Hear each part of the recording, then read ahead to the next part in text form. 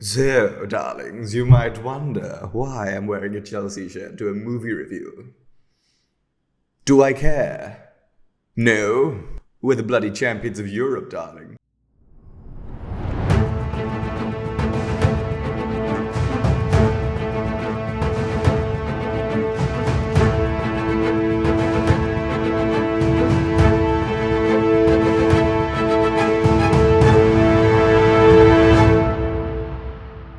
Hello, guys, you're back with me, TMR Reviews, and today we're reviewing Cruella, the movie from Disney, I think. It stars Emma Stone and Emma Thompson, all the Emmas of the world, directed by Craig Gillespie. It's the origin story for Cruella De Vil, as you may know, one of the most infamous villains from 101 Dalmatians. Sorry you really had to see that intro, but there's nothing else to explain my current mental state better than this shirt and the hair that I am currently donning right now. I'm just a mess in every way, in a good way, actually. Quick story before we get into the review. I actually saw a real life Cruella De Vil once. It was in London, ironically. And at that time, we were at a restaurant. And then I guess just out of nowhere, a lady dressed in a fur coat with multicolored hair sort of just sat next to us with her friends, and believe it or not, she had the exact same mannerisms that Cruella De Vil would have. She would say the exact same things Cruella De Vil would say. I think that that's a once in a lifetime thing. And then the 2 hours and 14 minutes that this movie had, I was thinking of her the whole time in the best way. Basically, I ordered a plate of pasta, and she sort of just looked at the pasta. And this is, bear in mind, we don't know each other, and we didn't make eye contact. She just sort of stared at the pasta dish and just looked at me. And then she was like, "That smells wonderful, darling. But I can't have it. It's fat." Until now, that is a piece of my memory that I will never forget. It's absolutely hilarious. She might have just got off the audition, and it's unfortunate that she lost to Emma Stone, but oh well. All right, enough of the stories. Time to get into the film. So what did I like about the film? Well, first off, I think Emma Stone was brilliant in this role. I think she really enjoyed herself quite a lot. Her accent was kind of dodgy at first, not gonna lie. I was distracted by it quite a few times. But the more and more she grew into the role and the more evil that she could be, given the script or given the story, I think that's when she really shines. This is one of her best villainous roles. Well, I don't think she's played a villain before, so. The more she grew into the role, the better she got, especially with the more villainous scenes that I think that she really pulled off quite well. There are a few powerful scenes that I really enjoyed.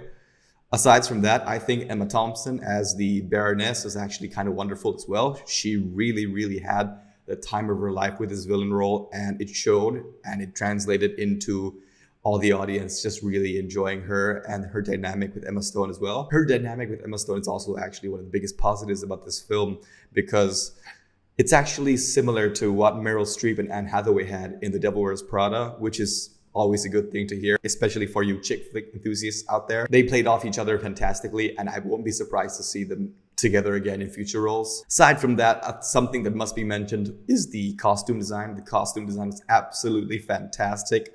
All of the costumes were perfect, and so is the production design and overall cinematography. The aesthetics of this film look fantastic. It's a very stylish film, and if it were released just a bit before Oscar season, I'm sure the Oscars would have just at the very least, nominated it.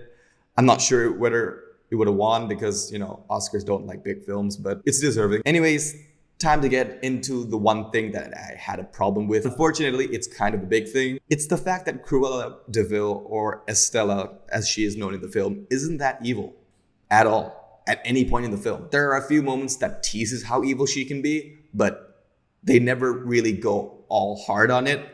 And I feel that's a missed opportunity because Cruella at her core is a very evil person, and it would have been nice to see what would happen to her to get her to that point, which is, okay, at the end of the day, I sort of understand where the directors are coming from, and the cast and crew were kind of limited to what they can do because this is a existing character. It's a very popular character.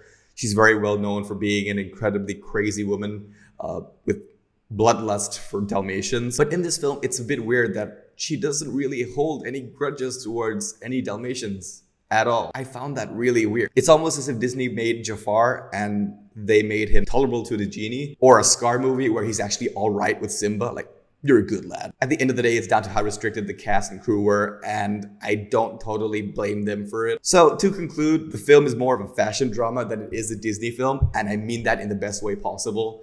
I think it's kudos to Disney, credit to them for trying something different with the Disney villain origin story movies for once.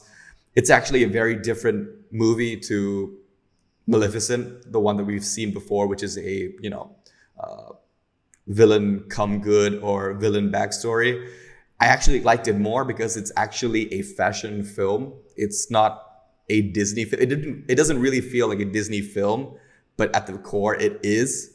So, I mean, kudos to them. At least they're not trying to remake The Lion King shot by shot, which ended up horribly, or Mulan, which ended up even worse.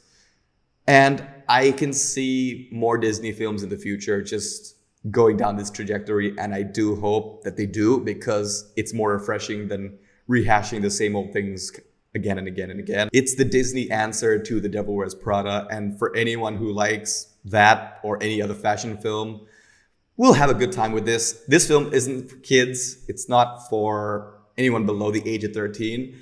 And I feel that a lot of adults, including myself or a few others, will enjoy this film more than, well, a majority of the kids who see it. I'm going to give this film a 7.5 out of 10. I certainly do see a future with this franchise, and if Emma Stone continues in the Cruella role, I do wish to see her more fleshed out as Cruella De Vil, the one that we know and love, but at the same time have an understanding of where she came from. Okay guys, so thank you so much for watching this review. Sorry for my hair, sorry for the shirt. Nah, I'm not sorry. Of course, if you're listening on YouTube, please give me a subscribe and push the notification bell. If you're listening on Spotify, also, please subscribe and follow me there. Thank you so much, guys, and I will see you next week for the next review. Take care.